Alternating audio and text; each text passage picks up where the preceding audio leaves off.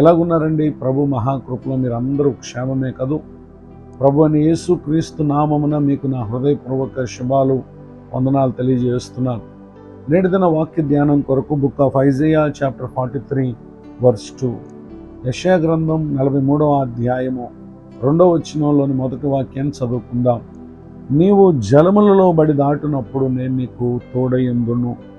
చదవబడిన ఈ వాక్య భాగంలోని దీవెన పరిశుద్ధాత్మ దేవుడు మనకు దయచేయను గాక. వాక్య ధ్యానం కొరకే ప్రార్థన. కృపగల మా తండ్రి, మీకు వందనాలు. నేడు చదవబడిన ఈ వాక్య భాగం ద్వారా మాతో మాట్లాడి మమ్మల్ని బలపరచండి. యేసు క్రీస్తు నామములో ప్రార్థిస్తున్నాను తండ్రి, ఆమేన్. మానవ జీవితంలో ఎదుర్కొనేటటువంటి అనేక పరిస్థితులు మనల్ని ముంచివేసేవిగా ఉంటాయి.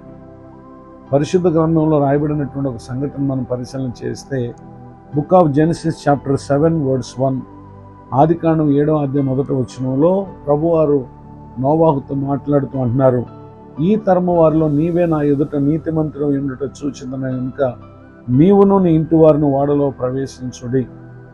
నోవాహు దినాల్లోని ప్రజలపైకి జలప్రళయం వచ్చినటువంటి ఆ సందర్భాన్ని మనం పరిశీలన చేస్తే ఆ విధమైనటువంటి ఉపద్రవం వారి మీదకి రావటానికి గల కారణం, నోవాహు తరంలో ఉన్నటువంటి ప్రజలందరూ కూడా పాపం విషయంలో వారు ఎంతో విపరీతమైనటువంటి పోకడలకు అలవాటు పడి దేవునికి ఎంతో కోపాన్ని తెచ్చేటటువంటి కార్యాలు చేశారు. ఆ కారణాన్ని బట్టి ప్రభువారు భూమి మీద నరులతో పాటు జీవరాశులన్నిటిని కూడా ఆయన తుడిచివేయాలనుకోగా నోవాహు దేవుని దృష్టికి కృప పొందాడు. అంటే పొందవలసినటువంటి నాశనం ఆ జలములలో అతను నశించిపోకున్నట్లుగా దేవుడు అతన్ని కాపాడారు. కారణం ఏంటంటే నీతిపరుడుగా, నిందారహితుడుగా, దేవునితో కూడా నడిచినటువంటి వ్యక్తిగా ఉన్నాడు. నోవాహుకు దేవుడు ఆజ్ఞాపించిన ప్రకారం అతడు వాడను సిద్ధం చేశాడు. వాడను సిద్ధం చేస్తున్నటువంటి కాలంలో అతడు రాబోతున్నటువంటి ఉపద్రవం గురించి, దేవుని గురించి అతడు ప్రకటించారు, కానీ ప్రజలెవ్వరు కూడా నోవాహు మాట వినలేదు.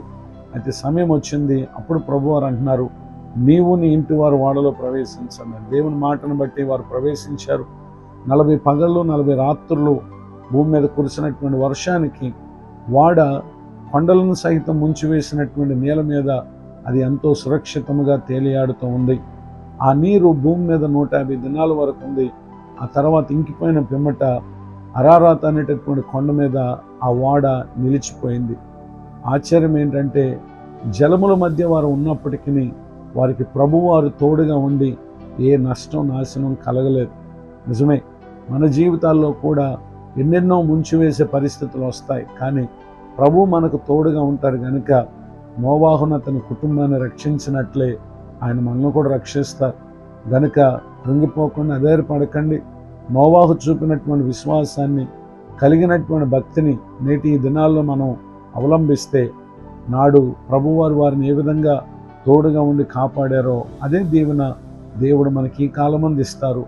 శోధనలో జయమిస్తారు, సమస్యలకు పరిష్కారం ఇస్తారు, వ్యాధి బాధల నుండి స్వస్థపరుస్తారు. ఆయన మహిమ కొరకైనటువంటి పాత్రలుగా ప్రభు మనల్ని వాడుకుంటారు.